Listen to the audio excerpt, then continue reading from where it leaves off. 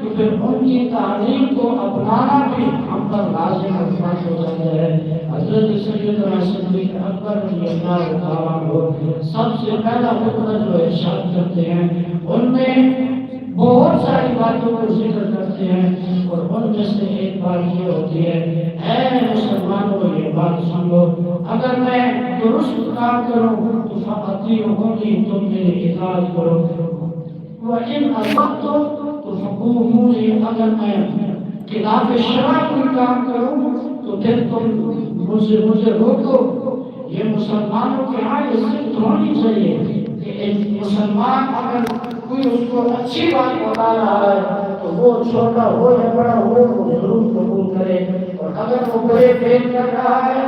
روکنے والا چھوٹا ہو یا بڑا ہو وہ ضرور اس سے رکے۔ نصیحت قبول کرنا یہ مسلمانوں کی ذمہ داری ہے۔ استعینوا بالصبر والصلاة